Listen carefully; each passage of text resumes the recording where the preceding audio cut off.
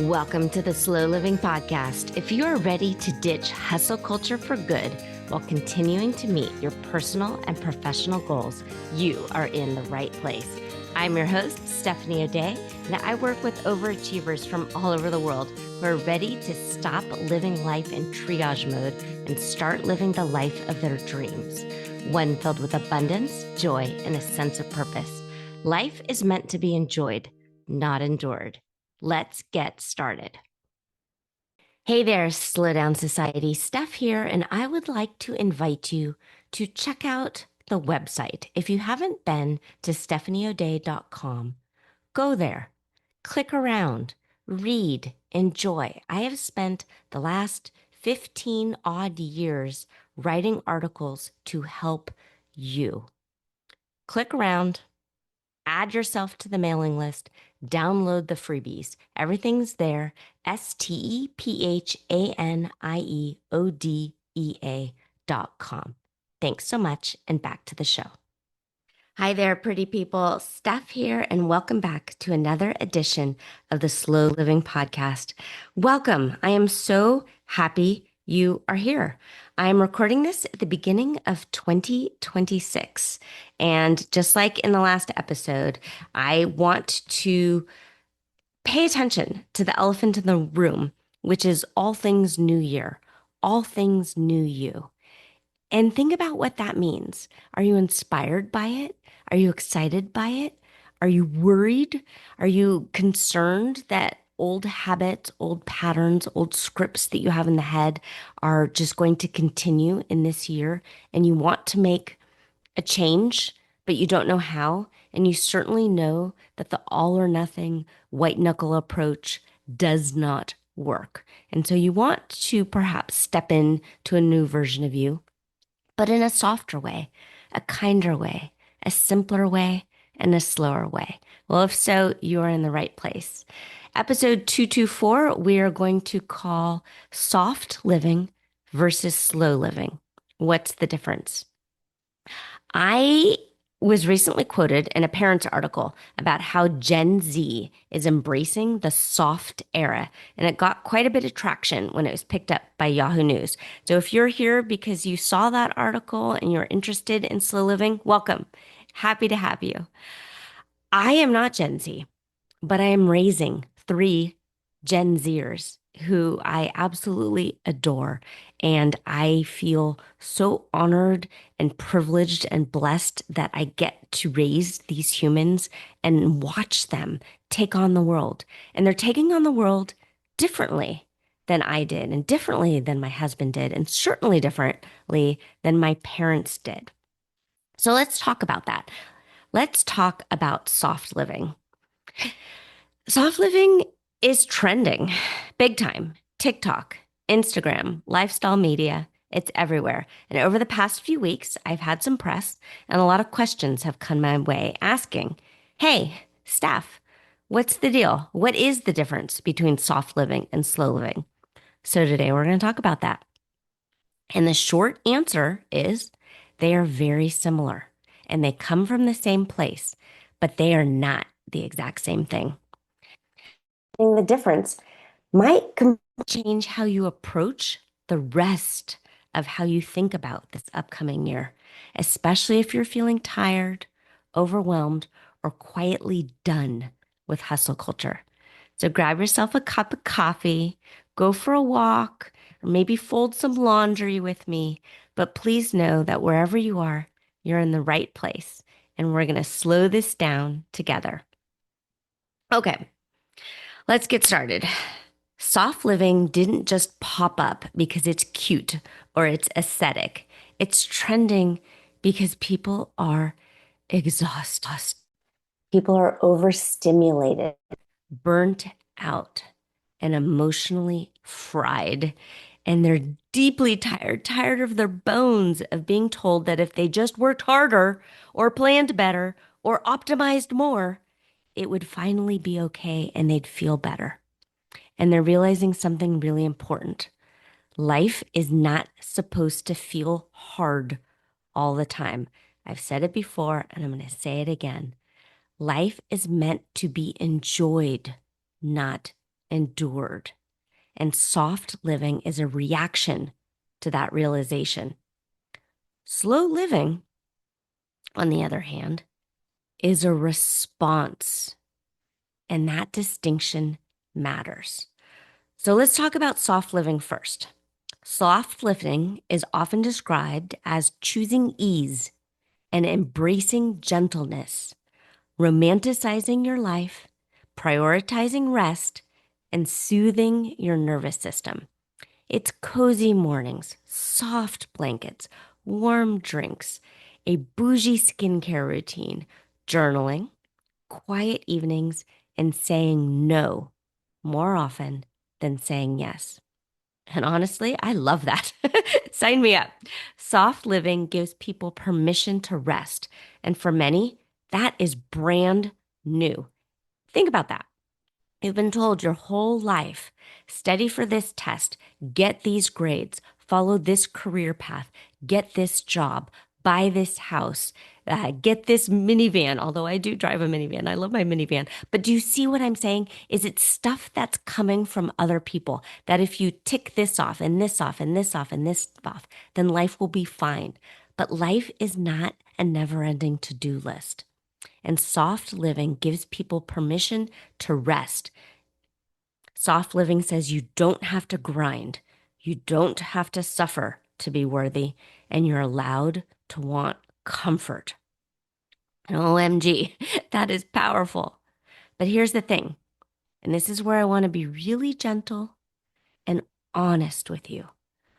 Soft living often focuses on retreating from the harsh world.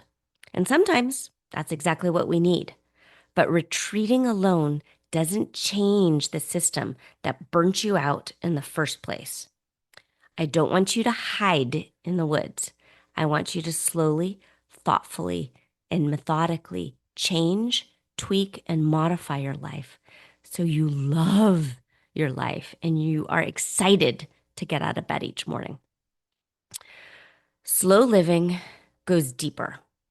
Slow living isn't just about how your life looks or feels in any given moment. It's about how your life is designed. And slow living asks questions like, why am I doing this? Who am I doing this for? Does this even align with my values? What about my morals? What actually matters to me?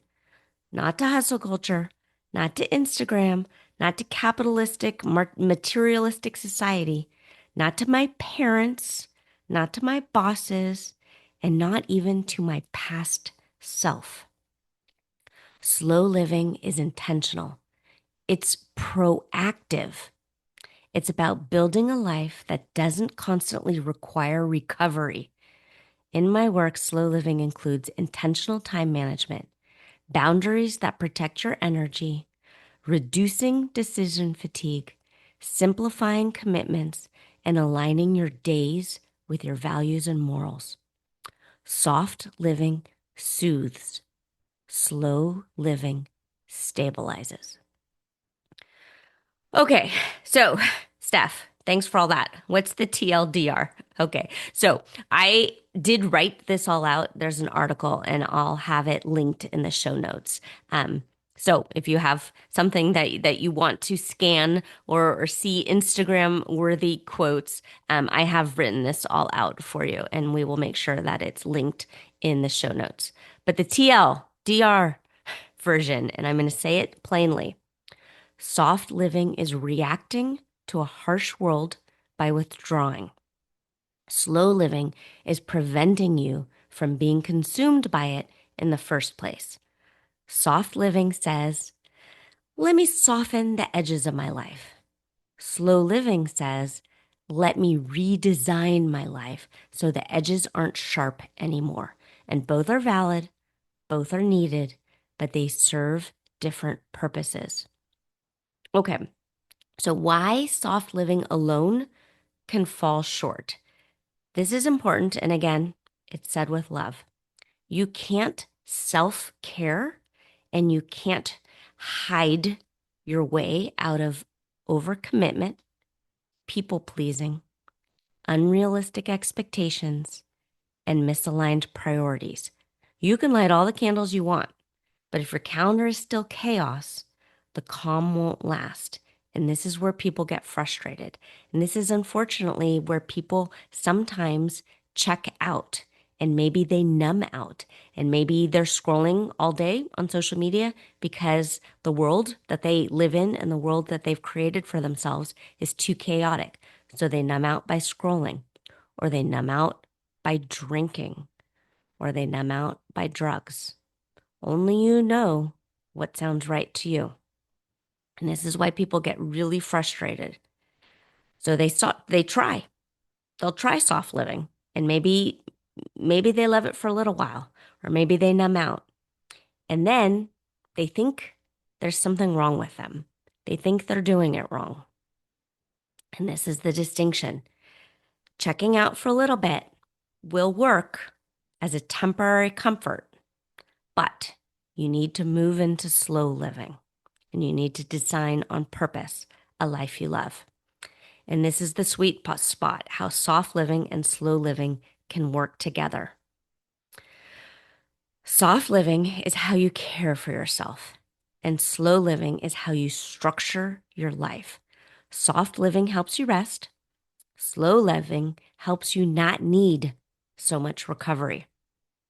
Soft living is a ritual, but slow living is the scaffolding. It's the system. And when you combine them, your mornings feel calmer and your days are manageable. You feel nurtured and supported, and you're not constantly bracing for the next thing. It's sort of like run, run, run, run, run, run, run, run, run, run, run, walk to cool down. Run, run, run, run, run, run, run, run, run, walk to cool down. That's not calm. That's sort of anxiety driven sort of hustle culture with soft living attached at the end. And we're not going to do that. We're going to design on purpose a sustainable approach to life. So if you're listening to this around the new year, or honestly, anytime, it's fine, but I'm recording this in the new year, I want to offer you a different approach because you do not need extreme resolutions and you don't need to overhaul your entire life and you don't need a new you because there's absolutely nothing wrong with you.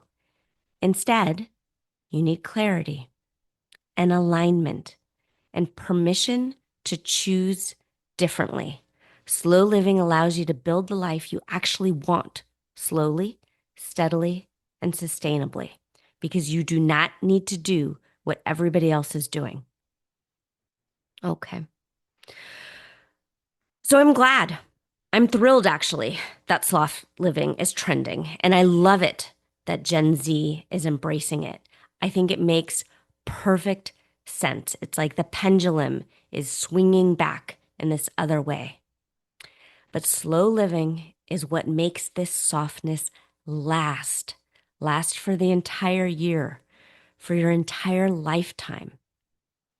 If this conversation resonated with you, I'd love for you to check out the book, Slow Living, Cultivating a Life of Purpose in a Hustle-Driven World. Check out the website, stephanieodea.com. Scroll to the bottom, sign up for the newsletter, or send me an email. Write back to me. I'm a real person, and I read my emails, and I'm always happy to help. If you'd like to hear more on this, do yourself a favor. Scroll back in your podcast app to the beginning episodes of this podcast. There's now 224 to choose from. And if you think you know it all, if you think you've heard everything there is that I have to say about it, try again. Put on new ears. Embrace new ideas. Go slow. Be soft. Put on new ears and a fresh perspective. But for right now, consider yourself loved and hugged. And cheers to 2026 and a new, softer, slower you. Thanks again and have yourself a great day. If you are ready to start living slowly and ditch the hustle mindset for good, reach out to me. I'm a real person and you can track me down online at stephanieodea.com. Also, if you found value in this podcast, please share it with your family and friends and tag me on Instagram at Stephanie O'Day. While you're at it, go ahead and leave a positive review on your favorite podcast app. The more we share, the more people we can reach and share the slow down lifestyle and messaging. Thank you, Slow Down Society, and have a great day.